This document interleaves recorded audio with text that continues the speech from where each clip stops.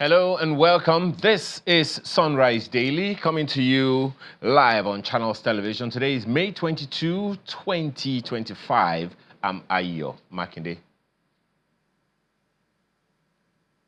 And it is 26 degrees right here in the nation's capital. Good morning and welcome. I am Kayla Magwa. It's a beautiful, beautiful Thursday, and a lot is happening in our country. And the conversation around leadership will be what will be leading today, Ayo. But first, we have to take a look at this beautiful skyline coming to you from, I think this is Ogun State, Ayo?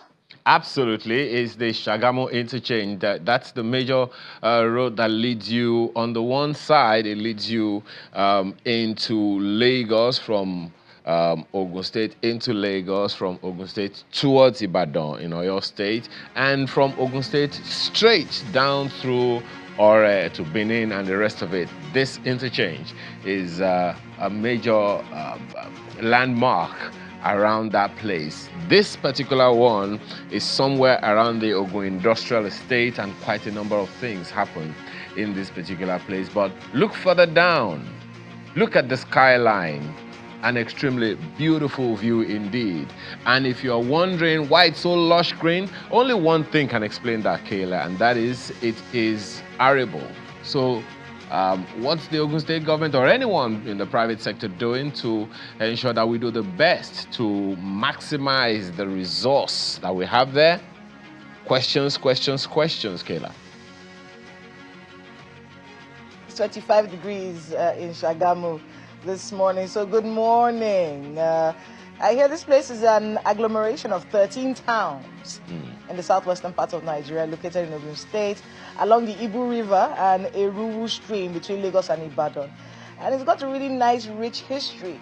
You know, one of the things I love about the Southwest, and I'm beginning to really like this, is that it is on purpose. the development and the way they build these towns in the Southwest, I think they're very deliberate with the lush green, making sure that the whole place doesn't just turn into concrete. You know, there are many skylines that we show and you can just tell that this is a concrete jungle. Okay, it's everywhere concrete, no greens. But you see, the development has to be on purpose. Make sure that you have trees around. You know, in the nation's capital, we see that the SCT minister is trying to do what he can to ensure that our green areas are preserved. And I think that's something that we're seeing here as well in Ogun State. So kudos to them for ensuring that that lush green is still there. You know, maybe you can tell us a bit about these 13 towns that make up Shagamu. Well, Shagamu town is quite a different ball game altogether. This is like an entry path into Makun, Ofin, Shoindo, Epe, Ibido, Igbepa, Ado, and so many others. You know, in this particular axis of Nigeria. It is the capital, some would say, of the Remo Kingdom under the Akaribu of Remo, and who has its place in one of the towns that you mentioned earlier. But this is Shagamu. Take it in for a bit.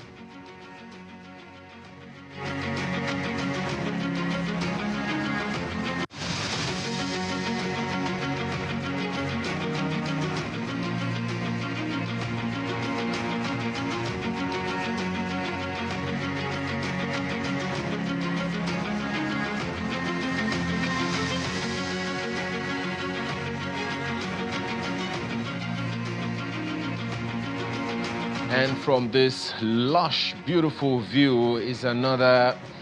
We'll go from Shagamu to a particular place in Delta State, in the capital city in particular. There's a video making the rounds online claiming that a WAEC examination at a school called Unity Modern School in Asaba, Delta State, experienced a significant delay, which an examination that was scheduled to begin at 2 p.m. Eventually started at about 6 p.m. And guess what? Well, of course, we haven't definitely independently verified the authenticity of this video, but the passion with which the woman was giving the commentary, so to speak, is quite concerning. The exam, according to her, was supposed to start at 2 p.m. The examiner, or whoever it is, supposed to bring the papers, didn't bring it until about 6 p.m. And the students were now writing their papers with touch light, as we call it. And look at them, students. The major question in my head, Kayla, is what are we telling the younger generation? What are we saying to them? Even the woman was saying that, look, when she wrote jam, she did not write jam in the days of lantern. She didn't write with lantern. But now, in the days of electricity and all of that, students are writing with touch. Well, of course, it would seem like the examiner or whoever it was, the invigilator, had to hurriedly collect the papers from the students. But I'm wondering how one will make any sense of this, Kayla. I mean, we dropped the ball as a collective quite a lot in this country, just when it comes to the younger generation. But you know, like we try to say here, we need clarification. That's what this video, I think, is doing for me, is that I need clarification. What we are told is that this school is the Unity Model School Asaba. And the papers were the exam was supposed to start at 2, and then it was delayed till 6. So if WAEC sees this, and I know that they will, we need some kind of explanation as to what happened at the Unity Model School Asaba. Is there any truth to this particular video? Did this really happen? Who dropped the ball? Where were the mistakes made? What happened? And if it didn't happen, let us know as well. All right. So you have the right of reply, WAEC. What happened at the Unity Model School in Asaba?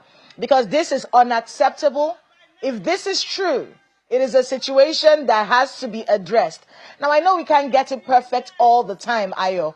But really, when things like this come out, and I want to thank, if this video is real and this actually happened, then this is an example for agencies to know that you can't hide behind your inadequacies. If there's something going wrong, people will film you and they will send it to social media. So WAEC, we're giving you the benefit of doubt to explain what happened at the Unity Model School in Asaba. What happened at this particular school. I want to say the name again. The Unity Model School in Asaba. We hear that this particular place had this problem during WAEC. So if you can get us the details of this situation. I heard the place called Okpanam in Asaba. So if we can get any clarification from you, you can give us an explanation as to whether this happened or if it didn't happen. What is going on? Because whoever made the mistakes that led to this needs to be brought to book. All right. We'll go on a short break. When we come back, our leadership conversation begins. Stay with us.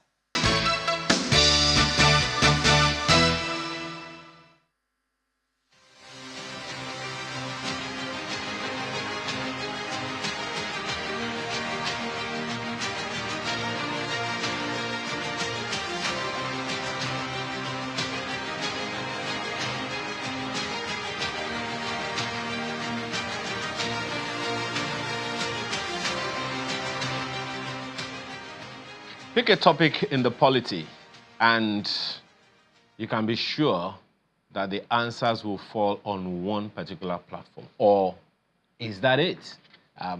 Over time, we have spoken about, particularly in the course of this week, about 2 or 3 times we have spoken about the resurgence of insecurity in certain parts of the country, particularly in Borno State, where the governor of the state is saying that there are politicians and influential Nigerians funding or behind Boko Haram. On the one hand, we've heard a gale of mass defections, and there are those claiming that that is perhaps something pointing to 2027 already. And you're wondering what the heck is going on here? Anyway, there's someone who believes that there is only one remedy for it all, and he will give all the answers himself. Please join us as we welcome Dr. Sam Adeyemi, who is a doctor of strategic leadership and a strategic leadership consultant. Thank you for joining us this morning. Thank you. It's a pleasure for me to be here. Let me begin with the sore point, so to speak. Just before you came in, Kayla and I were talking about a certain examination that took place in Asaba, Delta State.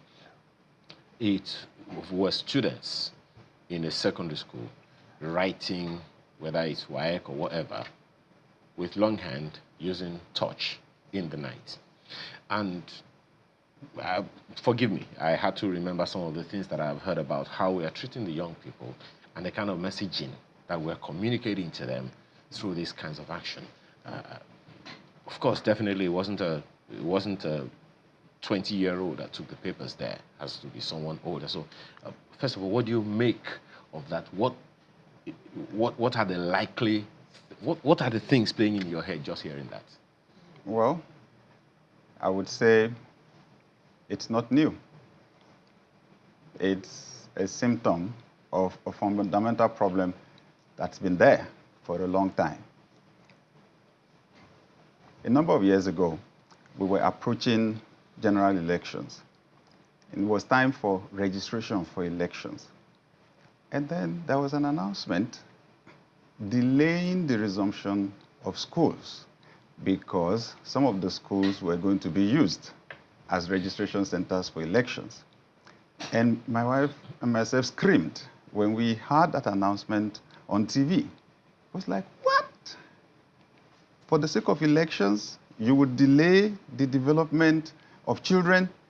It just reflects the value that we place collectively on children, on humans first and their development, and then specifically on children. We're dealing with a serious cultural problem because, interestingly, the parts of the world that are advancing rapidly, they are doing the exact opposite. They invest a good chunk of their resources on the lives of these young people because I say over and over again in my presentations that I attended a particular convention in the United States, my wife and I, many years ago, and there was a banner there that read, "What goes into a mind comes out in a life." So you can, if you want to know what our country will look like in 20, 30 years' time, that's what you just showed on TV. These young people are not going to be able to give what they don't have. This is programming. This is mediocrity being imprinted on them as normal. And to me, the solution has to be collective. In the first place, right, we don't have a collective vision in this country. Some people may argue about it, but I want someone to tell me. Because I'm waiting to hear the person that will courageously say that we can become as developed as some country in Europe, that Kano can become like Dubai, that Enugu can look like Amsterdam, you know. I'm waiting to hear that. Why don't we have the confidence to collectively say so? That's where we're going. That's what we want to become. Yet, we have countries that got independence at about the same time as we did, some probably even later, that have transformed, that have made that journey. And right now, it's a very urgent issue. If we don't, the whole world is shaking. The whole world is moving. Massive disruptions. We can see the current administration in the United States saying, we want to focus on Americans right now. And they're changing everything. So the free money that was there before is not there. Now you see countries in the developed world erecting barriers, right? Because when the poverty increases in the poor part of the world, then people want to move. People want to shift to where they can have better opportunities. And these people are saying, we can see your suffering increasing. It's going to increase. Your punishment is coming. And we can't take all of you, right? They're erecting. So right now, we've got to act with urgency. And I'm saying what we are dealing with is a cultural issue. Why are we comfortable with it? This kind of a scenario should be enough for us to ground the country, period. That we cannot take it. Any parent that sees their child going that way should know something is going wrong with 20, 30, 40 years already. We need to act with urgency. And it would seem like we have kind of stagnated on that matter because for as long as I can remember, we've been talking about at least 20, is it 10 or 20 million children out of school. And it would seem, even as the population is increasing, that number, that percentage is probably also increasing. Now, is it in any way indicating that there is a fundamental disharmony or or disconnect or disjoint, so to speak. I don't know what word is it, to particularly concerning our education in the country. Absolutely. You know, the way it works, we shouldn't put the cart before the horse. The way it works is a country has a vision of what it wants to become in the future. Then that decides the kind of citizens it needs to produce, because it is the citizens that will build that country. And then you then design your educational system to produce those kind of citizens. You start the shaping of their minds, the inculcation of values, the vision of the country, the values, and the cultivation of skills. You start from kindergarten. So that's why I say we have a big issue, because we need to sit down and agree. What is Nigeria going to become in the future? So that lack of vision is what is affecting the educational system. Once you have the vision, then you discuss values, the principles, the basic standards that will guide our behavior. So we don't have the vision, and then we've not identified the values. We state some of them, they're in our national anthem, they're in the pledge, and it looks like we just have those things because a country is supposed to have them. We don't live by them. We don't model leadership by them. So that's where it is. We don't have value for human life. If not, you will not allow millions of people to go to waste like that, because we've had that over and over. A mind is a terrible thing to waste. These are human lives being wasted. We need to act with urgency. And then you mentioned about insecurity earlier on. But that's part of what is fueling it.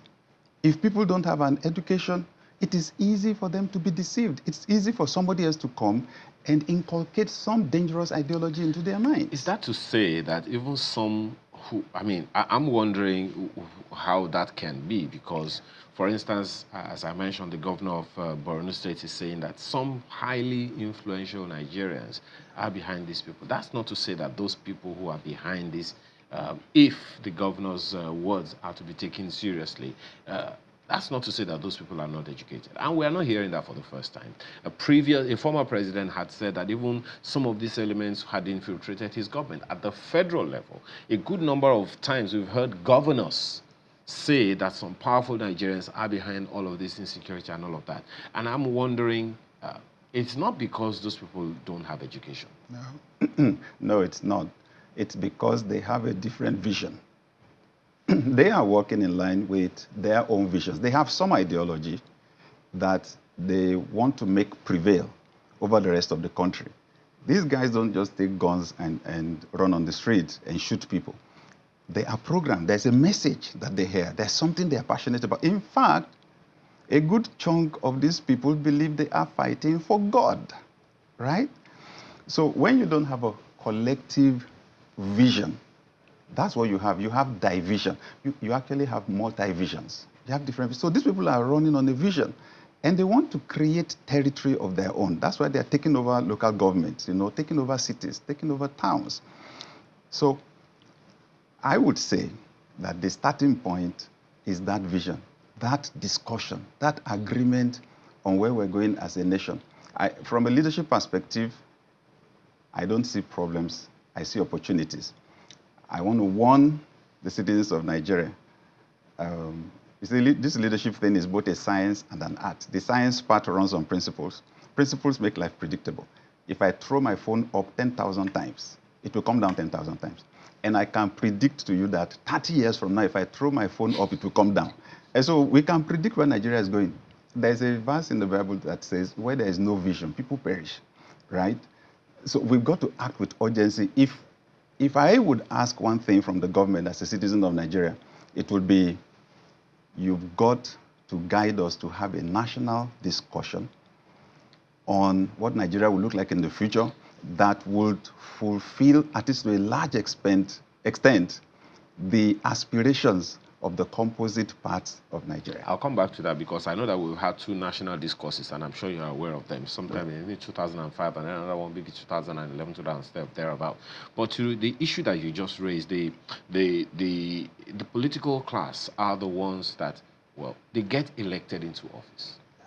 a governor gets elected, a senator gets elected, a member of the House of Representatives gets elected, a member of the House of Assembly gets elected. All their job, the primary responsibility they have is to protect lives and property for the welfare of the citizens of the country. So it begs the question of why these things are happening, why there is so much insecurity, why there is so much disharmony in communities when the primary job that they're supposed to be doing is to protect the lives and property of people. And to now imagine that some of these things are happening right under their noses, so to speak, with all of our security apparatus in place, I'm wondering exactly what is happening here. Is it that they are reneging on their jobs, or they are saying, okay, well, because of these influential Nigerians, we are unable to do our job? Well, thank you. Thank you. We should involve Nigerians in this discussion, right? The people watching us right now. Most of the people in office that we're talking about, were they elected, like Ayo said, or were they selected? But there was an election. Agreed, right?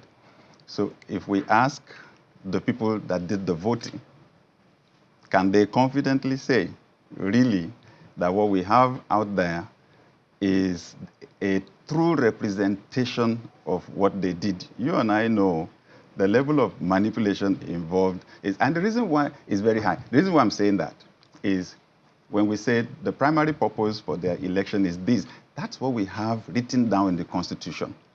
But I don't think that is what is in their minds. We know there's a Godfather syndrome. So if someone decided, you are becoming the next governor, you are becoming the senator, you know. So when you get there, who do you answer to? And there's another election coming. If you don't please the person that actually decided you should be there and empowered you to be there, the likelihood is you're not going back there. That is what is skewing everything right now. Because you said in your opening remarks, you have cross-carpeting, people are moving from party to party. So they're not there primarily for Nigerians. Most are there primarily for themselves. We have this leadership thing turned upside down. Sadly, in our culture, the people that are powerful are very powerful. The ones that are powerless are very powerless. We have this hierarchical distance, this huge power gap, such that holding leaders accountable is not a strong part of our culture. The younger generation is trying to do it now, and it's like we're scared, right? So who are the people in government answerable to? They are supposed to be answerable to us. So we fix it from two ends. But I think we'll start from the citizens, you know. We need to demand for more, even if they got there and they're not the true representation of our choices. Since they found their way there, one way or the other, we need to hold people's feet to the fire. According to our Constitution, this is why you are there. Why are you not doing this? Without that demand side, you know, increased, the supply, the direction of the supply is not going to come in favor of the citizens. It raises the fundamental question that I have in mind to ask you, particularly on this conversation. The accountability matrix or mechanisms or structures in the country. You are saying that the citizens now should take responsibility, you know, have something or the other to do to ensure that they hold the feet of the leaders to fire. How? I'm talking about that accountability matrix. Right. Do we have it? In what ways? As you said, most times, the most people can do is shout, raise hell, and all of those things. Thankfully, we are seeing some feedback and reactions to social media now, but to even some other core issues, it's difficult. Just a few days ago, it was even yesterday, the CEO of Budget was revealing that something in the region of almost 3 trillion naira was padded into the budget. And the National Assembly passed it.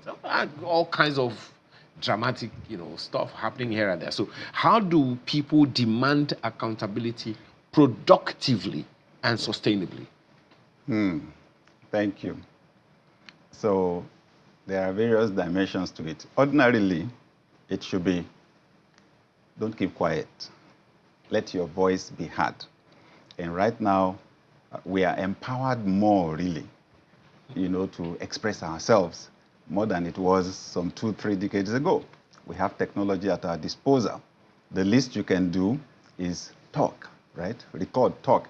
It may seem like, oh, it's not making, will that make any difference? Well, I think it is making some difference. We must remember we are up against culture.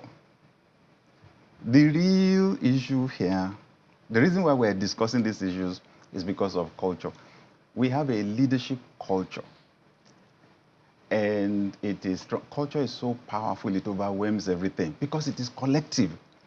It's the collective way we have developed over decades, even centuries, if not millennia, on how we deal with issues.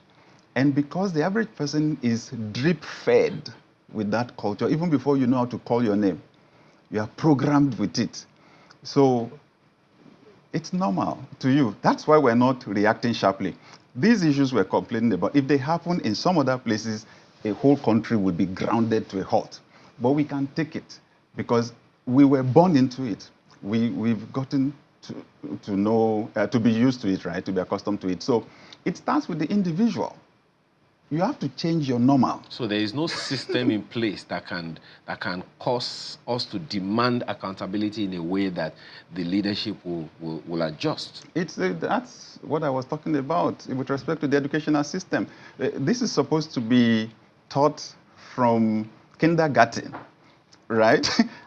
We're not intentional about our programming, the programming of our citizens to build what, right? So that's where it starts from.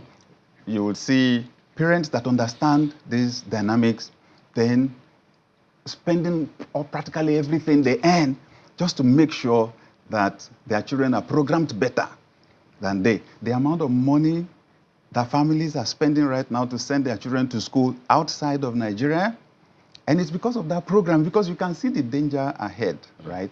So as it is, I would say, we have to start with personal leadership.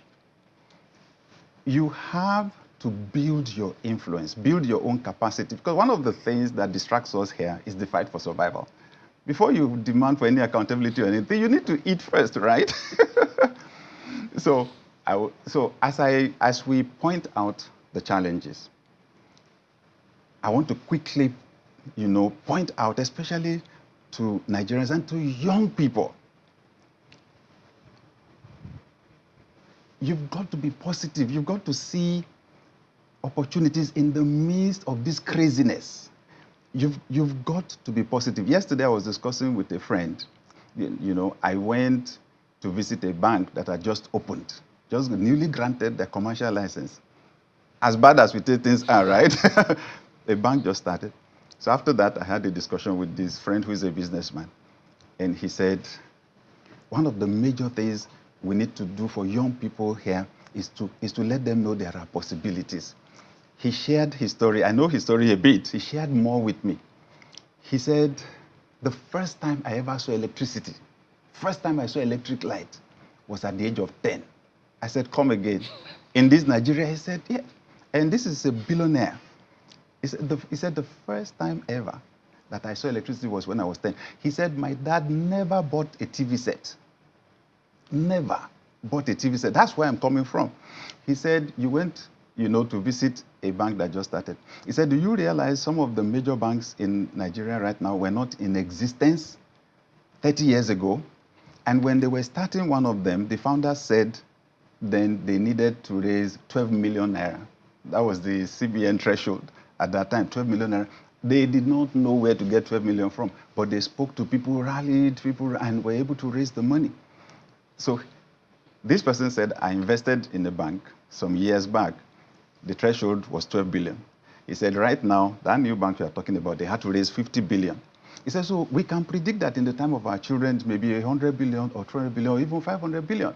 The point is, as difficult as it was, people believed it was possible and they raised the money. We need to tell our young people, don't let the negative narrative consume your mind to the point where everything looks bleak to you and you do nothing. You have to build yourself first. Then you can have a voice. Okay. Well, I'm sure that Kayla is itching to get into this conversation. Go ahead, Kayla.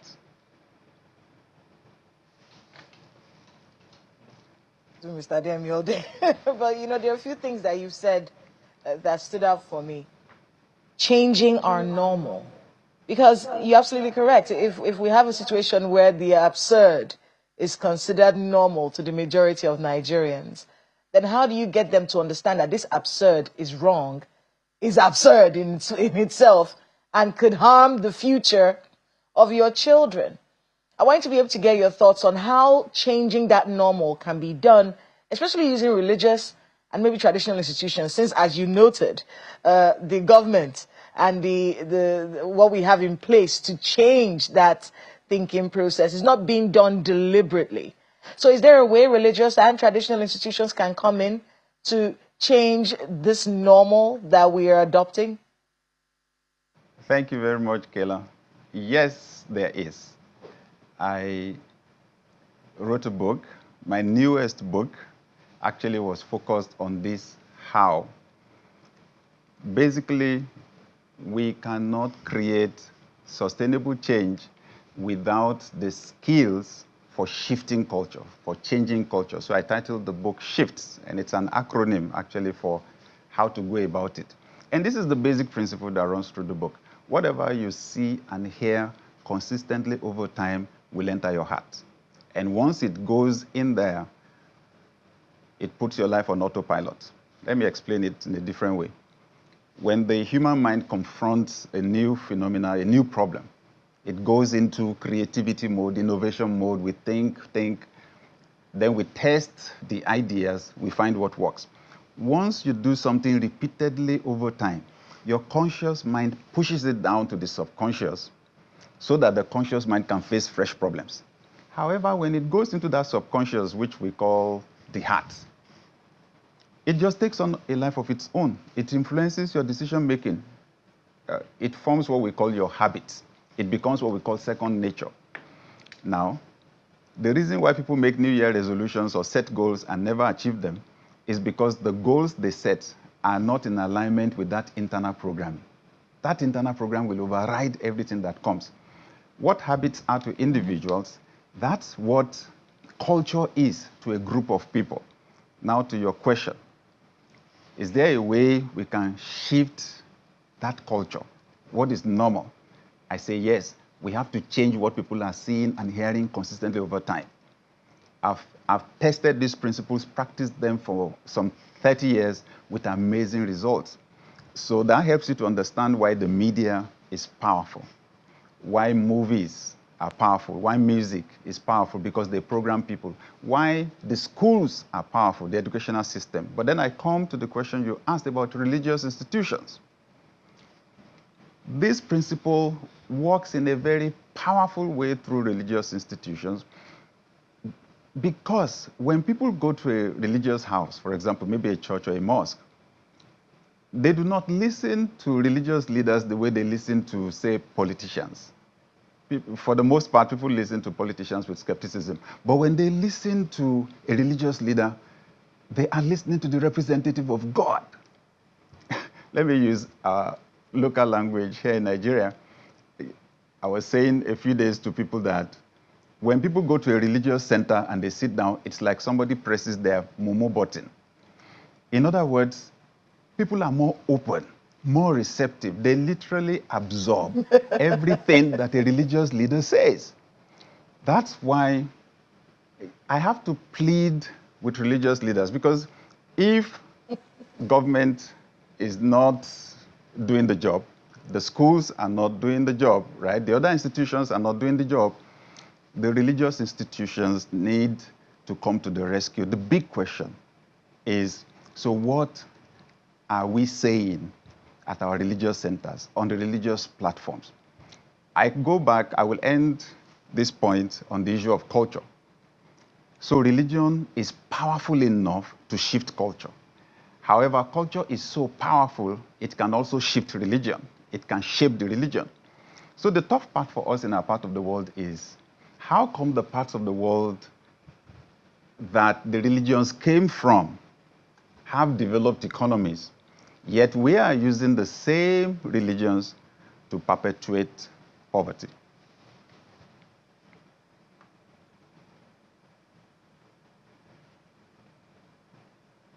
That is one of the scariest thought processes out there, because when you look at it, it doesn't even make sense. It's bizarre. But I want to be able to shift gears and talk about some things that we've been seeing in the news recently, just to get your thoughts on some of them. Security, you touched on it earlier. But we heard the governor of Zamfara State say some very scary things. He said he's asking the president, please listen to the politicians. Don't listen to the army, rather. Don't listen to politicians. He's asking for help in his state. And then I'm seeing another headline today. He said politicians and soldiers are among the informants to these terrorists that are devastating his state. And we've heard all kinds of narratives about this insecurity going on in the country, whether it's in the Plateau, whether it's in Benue, Borno, Kebbi, Niger. It's all over the place.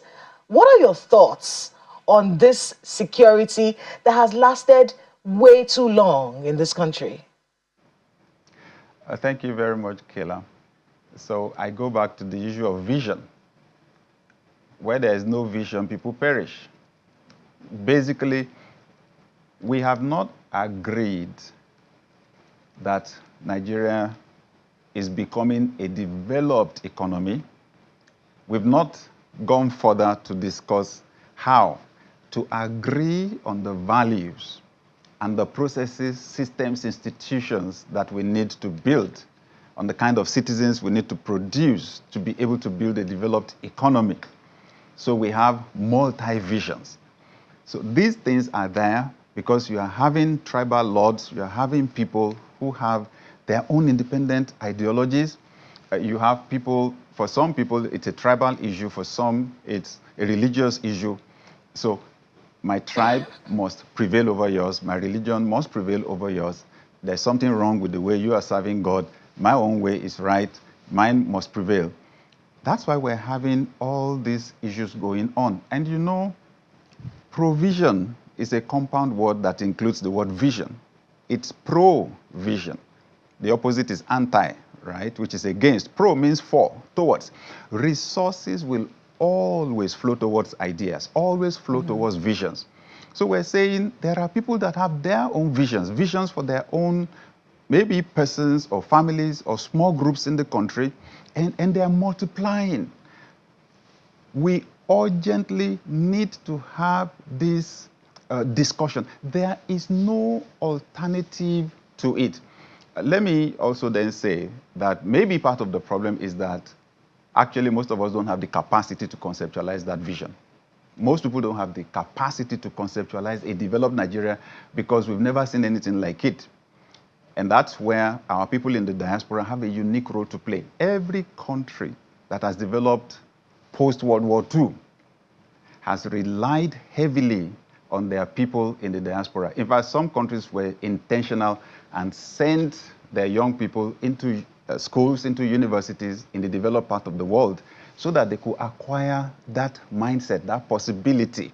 So I think there needs to be that discussion between our people that live in developed economies. Some of them are even in the government. Some of them head government parastatals. Some of them run transportation systems. They run water resources, the electricity systems, and so on.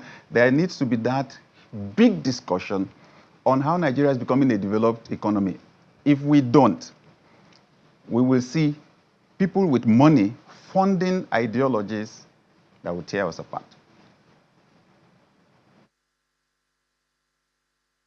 Oh, yeah.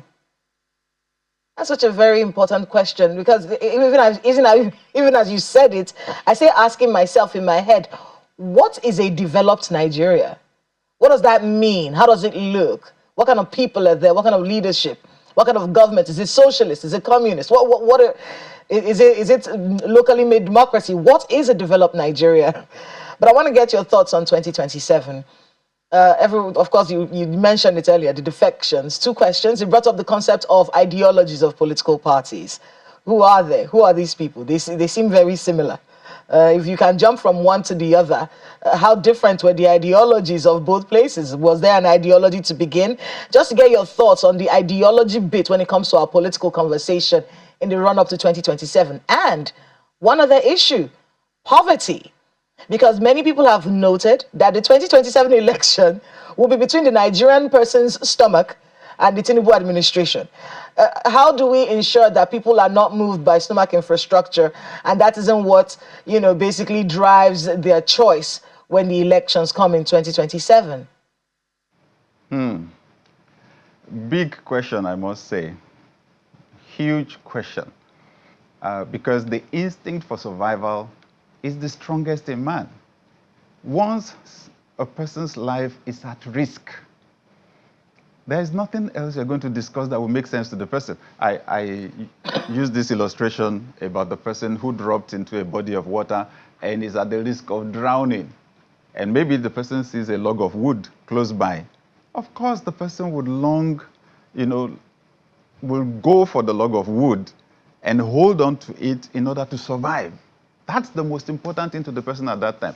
So I ask, if you are on the shore and you're saying to the person, hey, according to the law, section this of section that of the Constitution, it is wrong for you to hold that log of wood. Will the person listen to you? No. Morality loses its definition when a person's life is at risk.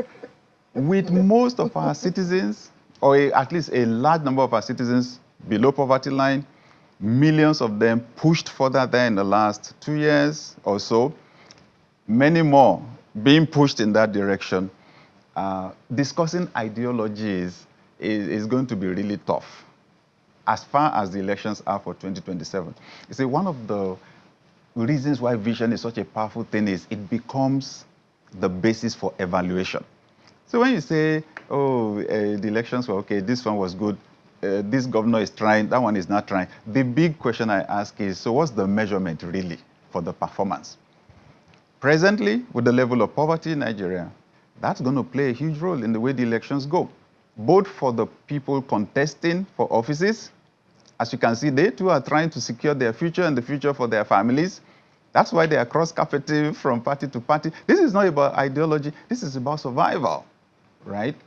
So what do we do with respect to Nigerians? Let me say this first. As a Nigerian, if God has helped you to be able to feed yourself and you have a little more, feed somebody else. Because that's the foundation before we can be able to shape people's thinking and have reasonable discussions in this country. As a Christian, I read the Bible, and what I see there is from the first day that the church was formed in the Bible, they started food distribution. I want to call on the religious houses. What I read in the Bible is that people won't care what you are teaching or preaching when they've not had food to eat. The basic needs need to be met. I want to say to the average Nigerian, it's one of the basic ways you actually build your influence. Love is a powerful value, powerful principle for building influence. So why don't you, instead of looking at this huge national problem that you alone cannot solve, why don't you look at your neighbor? Why don't you assist some people? Why don't you help them? Yes, we criticize the politicians. When it's close to the elections, you see them by the roadside eating corn, and then, and then they begin to share money. Well, if it did not work, they would not do it. It works. Good people also need to do it. It's not a bad thing to help people, to sustain people, to help people to survive. If you have entrepreneurial skills, if you have courage, start a business. Because one of the major ways that rich people express generosity is not only distributing money or food, it's creating jobs for people. In our kind of environment, you provide a job for one person, you are sustaining anywhere from 5 to 15 people, right? We have to start from there and also understand it's a long-term job.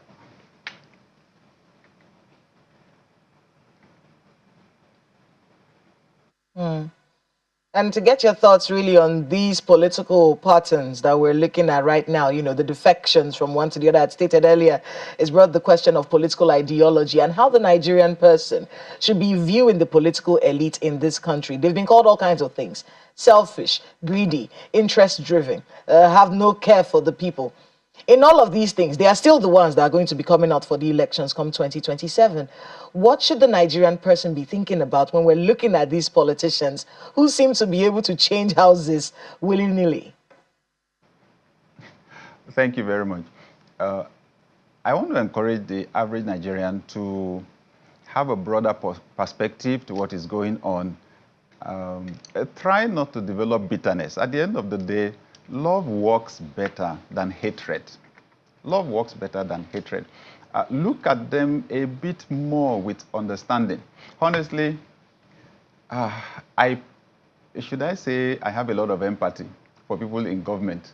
Why? Because I have friends there. I have people of good virtue who have gone into government, and what has happened with them has further confirmed to me that culture is a very powerful thing. That culture is an overwhelming thing because it's the prevailing mindset in majority of the people.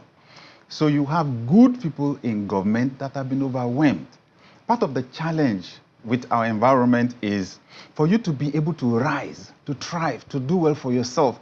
The system forces you to twist here and twist there and twist there, to the extent that by the time you arrive where you say you are going, you may not even recognize yourself anymore. Okay? So I say, realize that they can't do any magic. It has to take the majority of us, pushing in a particular direction for those that want to do good to be able to do it. So we need to look out for those that have character, those that have integrity, those that have not been in the business of making money that they cannot explain. Those, because we have people who can't even tell their own stories because of the way they achieve their success. But you will always have some people who have integrity.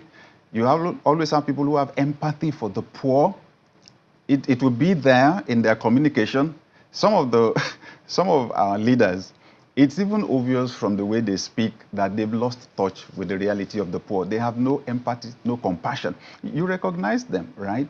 So we want to create an environment that makes it possible for those in leadership to lead us in the right direction, to make the right decisions. Some of them are being threatened that they will lose their next elections. That's why they are defecting, right? So their own survival is being threatened. Who is threatening them? Okay. So like I said earlier on, I wish we had a perfect scenario where it was the citizens that actually elected people. But we've seen over the years the power of the godfathers, right, in our politics. They built their influence over many years. Like you pointed out, these are educated people. These are highly intelligent people, some of our best. It's just that, like I said, in the process of wanting to succeed in this Nigeria, they bent here and bent there and bent there. And by the time they arrived at the top that they wanted to go, they had become crooked, right? So they know people, they know the connections, they know how the system works, and they've amassed a lot of wealth. So they influence how people are elected. So I must appeal to those of us that are in leadership in our country. To the citizens, if you are let me swing briefly. If you're riding in a vehicle and you realize the driver is a poor driver and this guy is likely to end up in a ditch and is putting your life at risk, the question I ask is, if you curse the person's grandmother very well, will the person suddenly develop the skills for driving very well? I don't think so. Leadership is a skill. It has to be learned. We don't have a culture that imparts those skills into people. So those of us, out of leadership, you need to make sure you are getting that culture out of yourself and you are learning leadership. Those of us in leadership right now, it's just pleading. Many of us will have no legacies. At the end of the day, you'll make a lot of money, you'll have power, Yes, you will occupy that position for some years, but at the end of the day, you will leave a bad reputation, a bad name for your family, and we won't be able to write much about you later. You have a unique history. How many people will be presidents in their lifetimes? How many people will be governors? Let's not waste these opportunities. Well, I have two things to raise with you, but this one very, very quickly. You've talked over and over again about, leadership culture and all of that. Now, I've always wondered, shouldn't we have some kind of prerequisite for leadership? For instance, in the Constitution, all you need to become president is just to attempt doing WAEC, even if you have to use torchlights to write the WAEC. Just attempt it. It doesn't say whether you pass or you fail. Shouldn't we have some kind of prerequisite like maybe a leadership program or something? We have, I think we have a National Institute for Policy and Strategic Studies, NIPS. Do you think it'll work? It'll help? Do you think it'll make a dent? Absolutely, I believe so. We have to be intentional about the way we produce the leaders. That's why it's so important for us to have the leadership schools, to have the leadership training, to have leadership in the curriculum. I will point out something though. When I studied very well the countries that at least have made a lot of progress, I found out you don't wait until somebody is an adult before you teach them leadership. It actually starts, like I said, from kindergarten. It's in the elementary schools. I found out that they make their young people to do volunteering. And volunteering means that you serve without the expectation of being paid, which is the attitude we need in leaders in government, right? They start from kindergarten. For us to have an environment where most people are raised in poverty, most of us grow up in poverty, we've experienced serious deprivation. We're looking forward to that time when we'll be comfortable, when things will be okay. And it is when we get to that level, at the high level, that you are now asking us as leaders that we should sacrifice. That's why we're not listening. We've sacrificed enough. Sacrifice this little success that I got to achieve. So I would say intervening after people have become executives, with NIPS and so on, with the NIPSS, it's a tad too late. Okay. We have to start from kindergarten. Did you notice that global organizations like Boy Scout, Boys Brigade, that inculcate the values of service and so on in young people, that they've almost fizzled out in our country? Oh dear. The culture has swallowed them up. Oh boy. Well, it seems like we never have enough time to have this conversation with you, Dr. Adeyemi, but I'm pretty sure that we'll have another opportunity some other time. Quite some balls to swallow today. Thank you so much for your time. Dr. Sam Adeyemi is a Doctor of Strategic Leadership, DSL, and he's also a strategic leadership consultant. Thank you so much for your time this morning. Thank you very much. It's been a pleasure being here. Okay. Well, that's the show this morning. Thank you for the privilege of being a part of your morning. I'm Ayo Makinde. Enjoy the rest of your day. And I'm Kayla Magwan. Like he said, start with where you are. If you can, the little that you can, share with others. Have a great rest of your day.